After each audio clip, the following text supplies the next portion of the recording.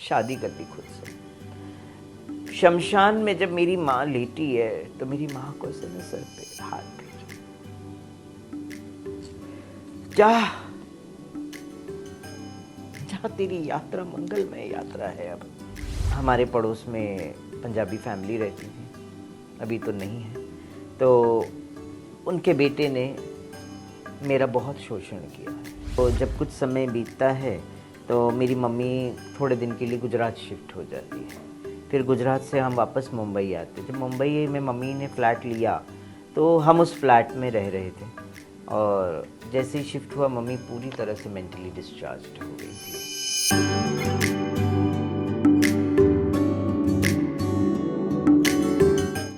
UP के प्रयागराज में देश और दुनिया से महाकुंभ के लिए तमाम साधु संतों और अखाड़ों का आगमन संगम की रेती पर हो रहा है।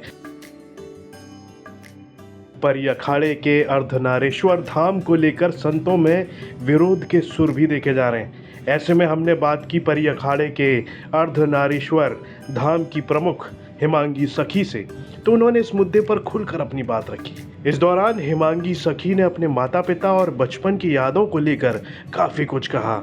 सुनिए कैसे अपने बचपन के दिनों के संघर्ष को बयां कर रही हैं हिमांगी सखी। के बाद तो जीवन काफी संघर्षमय हो गया था जितना हम जानते हैं, तो थोड़ा सा बताइए, मतलब वहां से लेके ये जो आप हिमांगी सखी अब बनी है, मतलब किस तरह से अपने आप को आपने स्टैंड किया, आपके भाई बहन कितने थे, कैसे आपने चीजें की, मतलब क्या हुआ देखिए, था? बचपन, मेरे पापा फिल्म डिस्ट्रीब्यूटर थे, मम्मी डॉक्टर थी। Mummy was highly educated. Mumbai के एसएनडीटी कॉलेज हैं जो बहुत फेमस कॉलेज है, उसमें पढ़ी हैं मेरी मम्मी। और पापा फिल्म डिस्ट्रीब्यूटर थे और मैं होली फैमिलीज कॉन्वेंट स्कूल में पढ़ाई करती थी। तब अचानक से एक ऐसा समय आ जाता है, पापा को हार्ट अटैक आता है, कूपर हॉस्पिटल में उनका देहांत हो जाता है रात में। मेरी मम्मी बड़ा रोती हैं, पीटती हैं अपने आप को, परिवार वाले आते हैं सब, दाह संस्कार होता है पिता का। मम्मी को थोड़ा बहुत मेंटली डिस्चार्ज्ड हो गई थी पापा के याद में। कुछ परिवार वालों ने भी मेरी मम्मी को परेशान किया था। मेरी नानी नाना सब लोग यहीं बॉम्बे में रहते थे, उसके बावजूद भी कोई पूछने नहीं आता था, क्योंकि मेरी मम्मी ने लव मैरिज किया था। पापा was Gujarati and mummy was Punjabi, that's why. तो जब कुछ समय बीतता है तो मेरी मम्मी थोड़े दिन के लिए गुजरात शिफ्ट हो जाती है। फिर गुजरात से हम वापस मुंबई आते। जब मुंबई में मम्मी ने फ्लैट लिया तो हम उस फ्लैट में रह रहे थे, और जैसे ही शिफ्ट हुआ मम्मी पूरी तरह से मेंटली डिस्चार्ज्ड हो गई थी। पागलों की तरह सड़कों पे घूमना, कुछ खुद का भी सुध बुध नहीं, बच्चों का सुध बुध नहीं, इस तरह का हालत हो गई थी।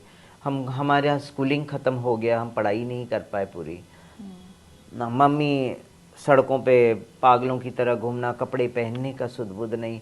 और मैंने मेरी नानी नाना से भी कहा तो मेरी नानी नाना को भी कोई फ़र्क नहीं पड़ता कि उनकी बेटी पागल हो गई है। मतलब लव मैरिज करी है तो अब खुद ही संभालो। हाँ, मेरी मम्मी की सिस्टर, उनको भी नफ़रत मेरी माँ से, वो लोग भी देखने नहीं आई। मेरे मामा, मम्मी के भाई, वो तक देखना पसंद नहीं करते। तो ऐसे दिन बिताए हैं ना। मेरी छोटी बहन भी है, और हम लोग दोनों मिलके पेट की आग को बुझाने के लिए सड़कों पे पड़ा जूठा भी उठा के खाए हैं। अड़ोस पड़ोस के ऐसे ऐसे लोग जो कि जानवर को रोटी ऐसा नहीं देते, ऐसा न्यूज़पेपर में डाल के फेंक देते थे, लिखा बर्तन धो के चले जाना। मतलब जैसे तैसे दिन हमने निकाले, जैसे तैसे दिन निकाले। पेट के लिए करना ही पड़ता है। और हमारे पड़ोस में पंजाबी फैमिली रहती थी, अभी तो नहीं है, तो उनके बेटे ने मेरा बहुत शोषण किया है। मतलब शारीरिक शोषण जिसे कहते हैं, चाइल्ड अब्यूज़। छोटे उम्र में मेरा रेप पे रेप किया गया। दुख क्या होता है ना जीवन का, मानसिक शारीरिक आघात मतलब बहुत ज्यादा। वो मैं जानती हूँ दुख क्या होता है। बेटे ने बार बार रेप किया तो माता पिता ने पैसों से शोषण किया, शारीरिक शोषण, मानसिक शोषण। घर में बर्तन धुलाना फ्री का नौकर आ गया है, 2 रोटी ही खाएगा और क्या है। ऐसा एक समय आया मेरी माँ चल बसी, मुझे नहीं पता था। मेरी बहन आती है, बोलती है कि मम्मी नहीं रही।